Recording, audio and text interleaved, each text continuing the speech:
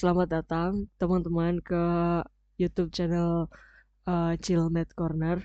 Harapannya teman-teman bisa menjadikan tempat ini sebagai tempat yang santai ya buat belajar matematika. Nah, uh, mari kita belajar matematika bareng-bareng.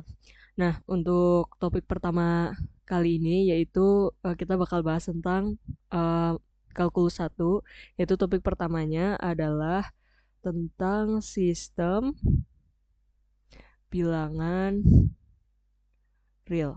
Oke. Nah, mungkin teman-teman udah tahu juga mungkin ketika SMP ataupun SMA ataupun SD mungkin sudah pernah belajar. Nah, di sini saya ingin mengulang saja. Jadi di sini teman-teman pasti tahu ada yang namanya N. N itu adalah himpunan bilangan natural ya. Jadi N di sini itu adalah bilangan natural. Nah, bilangan natural itu bisa juga disebut dengan bilangan asli. Nah, untuk himpunan bilangan asli ini apa aja, dimulai dari tentu saja dari 1, 2, 3 dan seterusnya kayak gitu. Nah, selanjutnya ada juga yang namanya bilangan bulat ya. Nah, bilangan bulat itu dinamakan dengan Z. Nah, Z itu berasal dari bahasa Jerman kalau nggak salah yang merupakan Zahl. Zahl itu merupakan angka ya. Nah, kalau misalnya dari arti Zahal itu sendiri. Nah, tapi kalau misalnya kita uh, ke himpunan, itu Z itu disebutnya bilangan bulat ya. Nah, bilangan bulat itu dimulainya dari mana nih? Tentu saja bilangannya itu adalah bilangan negatif, kemudian bilangan nol dan juga bilangan positif kayak gitu. Nah, jadi ini titik-titik, kemudian misalnya -2, -1, kemudian 0, 1, 2, dan seterusnya kayak gitu. Nah, selanjutnya itu uh, intinya dari ini adalah bilangan bulat ini mencakup bilangan asli kayak gitu. Nah, selanjutnya apa yang mencakup dua bilangan ini, yaitu bilangan natural dan bilangan bulat, yaitu bilangan apa nih? Kira-kira. Yap, betul banget, bilangan rasional. Nah, bilangan rasional itu bisa juga dilambangin dengan Ki ya biasanya. Nah, Ki itu berasal dari bahasa Inggris yang merupakan quotient kalau nggak salah. Bisa dibenerin kalau misalnya aku nyebutnya salah kayak gitu. Nah, ini adalah bilangan rasional ya, teman-teman. Nah, bilangan rasional itu kalau misal dalam lambangnya itu adalah X. X-nya itu merupakan A per B ya. Dengan A, B-nya itu adalah elemen dari bilangan bulat. Dan B-nya itu tentu saja tidak boleh sama dengan 0 karena dia itu adalah penyebut ya, teman-teman. Nah, ini untuk bilangan rasional. Nah, sekarang tentunya teman-teman juga tahu nih, ada yang namanya bilangan irasional, ya enggak? Nah, bilangan irasional ini biasanya dilambangkan dengan I atau enggak bisa juga Ki komplement ya. Jadi bilangan selain bilangan real kayak gitu. Sorry, bilangan selain bilangan rasional kayak gitu. Nah, untuk bilangan irasional ini contohnya kayak gimana? Contohnya itu kayak akar 2, akar 3, pi, sama bilangan Euler.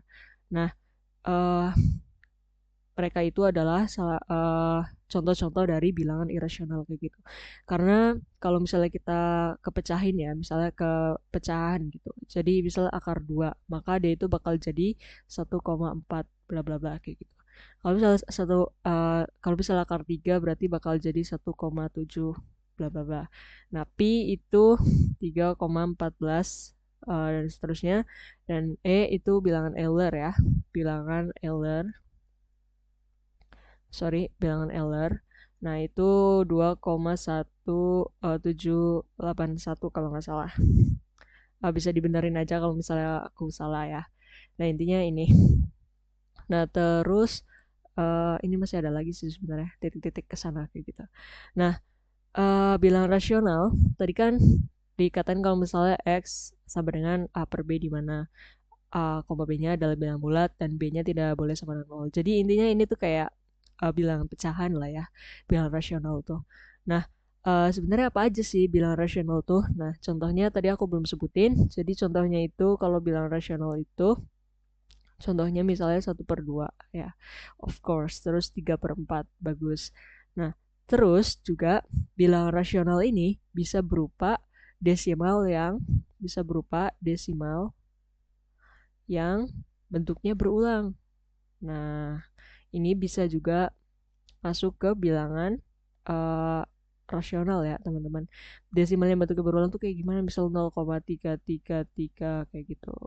Terus 0,999. Nah, ini masuk ke bentuk bilangan rasional. Nah, 0,75 masuk ke bilangan rasional. Eh terus 0,25 masuk ke bilangan rasional kayak gitu. Jadi itu kurang lebih untuk bilangan rasional, bilangan irasional, dan uh, bilangan natural juga bilangan bulat ya. Nah, jadi kesimpulannya apa itu bilangan real? Ya enggak. Nah, bilangan real itu jadi apa? Nah, bilangan real itu adalah atau R itu adalah gabungan antara bilangan rasional dengan bilangan irasional. Irasional. Nah, jadi kayak gitu teman-teman.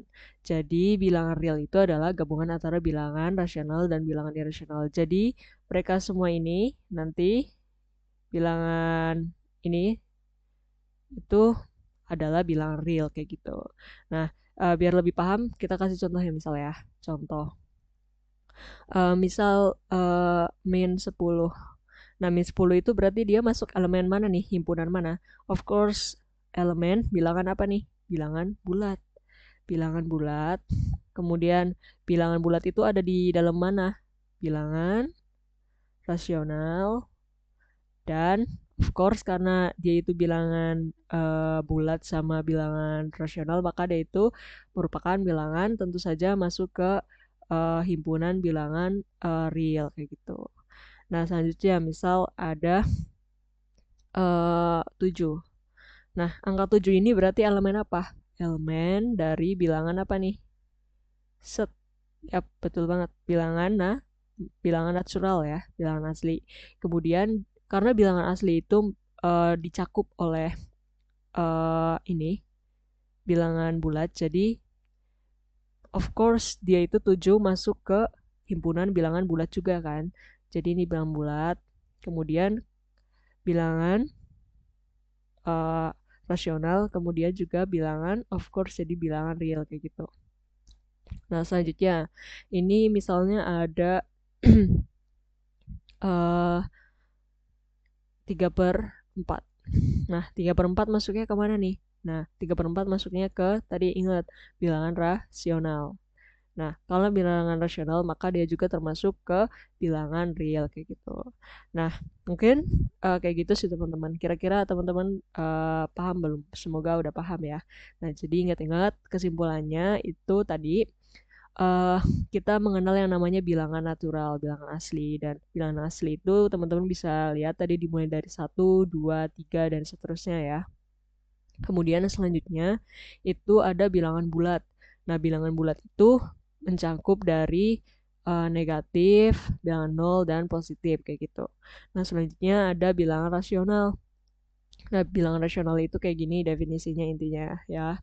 Jadi kayak pecahan gitulah. Nah, tapi hati-hati bukan hanya pecahan untuk bilangan rasional ini, tapi bisa juga ini desimal yang bentuknya berulang kayak gitu. Nah, ini juga bisa termasuk ke dalam yang namanya bilangan rasional kayak gitu. Nah, selanjutnya itu ada bilangan irasional. Nah, lambangnya I atau juga bisa lambangnya uh, bilangan rasional komplement ya. Jadi QC itu bilangan rasional komplement. Nah, contohnya itu apa? Kayak akar 2, akar 3, pi sama bilangan Euler kayak gitu. Nah, untuk akar 2 itu kalau misalnya kita desimalin jadi 1,4 sekian ya. Untuk akar 3 1,7 sekian. Untuk pi-nya itu 3,14. Kemudian bilangan Euler-nya itu sekian kayak gitu ya. Ini dicek lagi aja barangkali aku salah. Nah, selanjutnya jadi untuk bilangan real itu adalah gabungan antara bilangan rasional dan bilangan irasional kayak gitu. Nah, selanjutnya aku bakal bahas tentang yang namanya interval. Oke. Nah, untuk interval ini sendiri, teman-teman, mungkin teman-teman ingat kalau misalnya interval itu merupakan salah satu bagian dari apa? Suatu garis bilangan. Ya enggak? Ini penting banget nih, teman-teman. Bagian dari suatu garis bilangan ya. Nah, ini itu interval itu ya. Misal ada garis bilangan kayak gitu ya. Nah, ini biasanya garis bilangan tuh 0, kemudian ini kayak gini. Kemudian apa ya ini? Kayak gini, terus ini -2, -1 ya. Kemudian 1, 2 dan seterusnya ya. Nah, ini merupakan garis bilangan ya, teman-teman. Nah, mungkin teman-teman itu kalau misalnya nulis di waktu SD, SMP ataupun itu mungkin seringnya nulisnya misalnya X lebih besar dari -2 misalnya. Kalau misalnya X lebih besar dari -2 berarti apa aja nih? Berarti kan himpunannya itu adalah -1, 0, 1, 2 dan seterusnya ya. Nah, ini merupakan contoh bentuk dari interval ya, teman-teman. Nah, sekarang kita bakal belajar tentang cara menulis interval yang lebih sederhana gitu, yang lebih universal dan apa sih teman-teman bakal gunain di kalkulus nanti kayak gitu. Nah, sekarang misal kita punya himpunan ya. Himpunan. Kemudian gambar himpunannya of course kita nggak apa-apa. Atau enggak selangnya dulu deh. Selangnya sama gambar himpunannya. Oke, gambar himpunannya. Nah, misal kita punya himpunan apa nih? Untuk X kurang dari A. Nah, ini gimana nih caranya? Nah, berarti itu kan gambarnya gini kan ya? Gambarnya. Aduh, sorry. Aduh, miring. Bentar ya, guys. Oke, kita coba lagi. Nah, misalnya gambarnya itu kan gini ya. Karena kurang dari A, berarti ini kan A. Tapi karena dia itu ininya nggak ada garisnya ya, bukan maksud aku bukan kayak lebih kecil sama dengan, maka dia itu garisnya garis kosong kan. Berarti bulatnya tidak bulat penuh. Nah, karena dia kurang, maka gambarnya ke sini kan. Nah, kayak gitu. Nah, berarti ini kan eh kalau misalnya kita terjemahin ke selang, berarti ini tuh bakalan ditulis kayak gini ya teman-teman. Ditulisnya adalah minta hingga, koma A.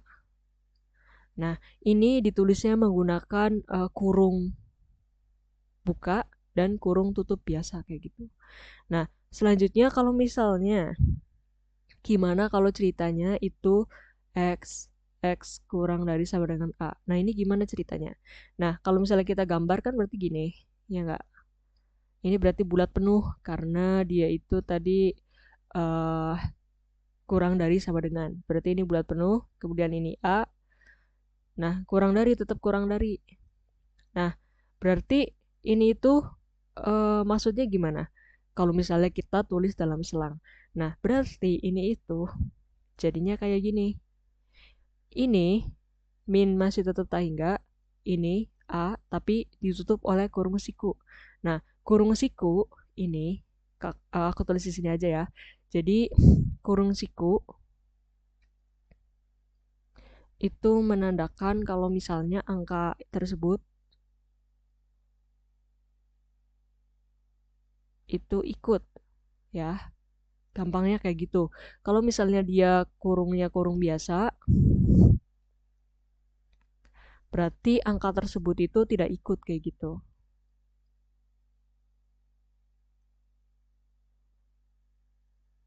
Tidak ikut. Nah, ini buat cara nginget gampangnya aja. Cara buat gampang inget kayak gitu ya. Gampang inget dan bedainnya.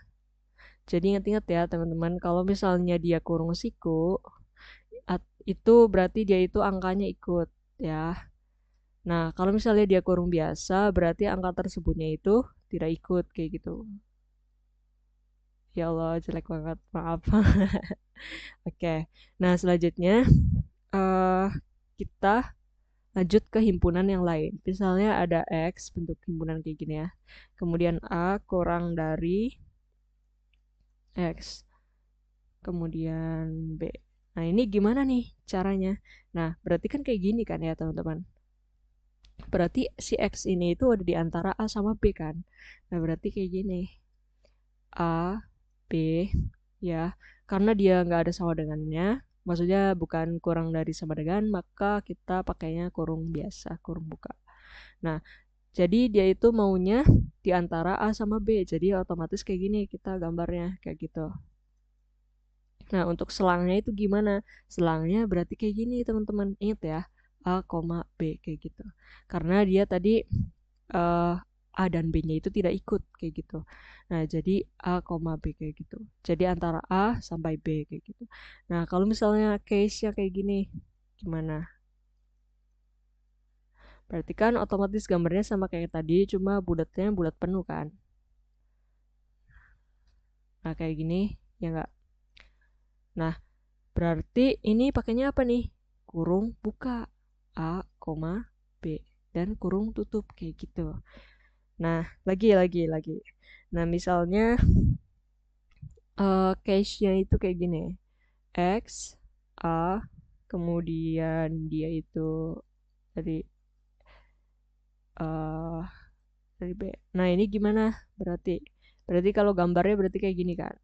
Ininya A-nya bulat penuh karena dia kurang dari sama dengan, dan B-nya itu adalah bulat kosong ya, B. Nah, ini masih di antara karena X-nya itu di antara A dan B. Nah, ini gimana? Nah, berarti ini itu kurung buka A, B, tutup kurung. Nah, ya kayak gitu. Karena tadi ini ingat-ingat ingat-ingat cara ini aja kayak gitu. Nah, selanjutnya itu gimana kalau misalnya case-nya itu adalah X lebih dari A. Gimana nih kira-kira? Ya udah, berarti sama aja kayak tadi. Gambar dulu aja, teman-teman, biar gak bingung. Misal A ya. Terus di situ bulatnya bulat kosong. Terus lebih dari. Berarti ini itu intervalnya gimana? Ya udah, berarti tinggal A, positif tahingga kayak gitu. Karena dia sampai ke tahingga sana ya. Sedangkan ini sampai ke min tahingga sana.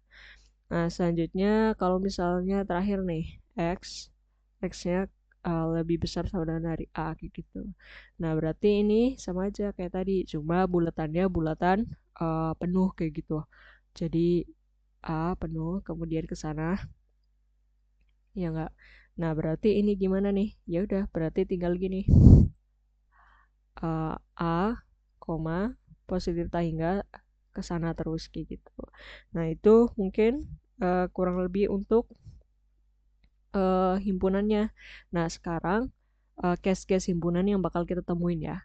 Nah, sekarang kita bakalan ke case terakhir, yaitu gimana kalau misalnya di case-nya itu adalah uh, bilangan himpunan bilangan real nih. Berarti kan kalau misalnya himpunan bilangan real kan berarti gini ya. Bilangan real ya. Kalau misalnya di tulisan biasa kita. Nah, berarti kalau misalnya bilangan real kan berarti otomatis dia mencangkup semuanya dong, ya nggak? Nah, berarti ini gimana nih cara nulisnya? Ya udah, berarti tinggal teman-teman tulis gini aja, minta hingga sampai tak hingga kayak gitu. Min tak hingga sampai dengan positif tak hingga kayak gitu. Nah, itu kurang lebih untuk pembelajaran tentang interval kita ya, teman-teman. Nah, jadi kesimpulannya tadi diingat-ingat kalau misalnya dia itu akan menjadi kurung siku jika angka tersebut itu ikut kayak gitu. Nah, ini kayak case-nya kayak gini, teman bisa pelajarin aja. Kalau misalnya ada yang kurang dipahami bisa tanya di kolom chat ya.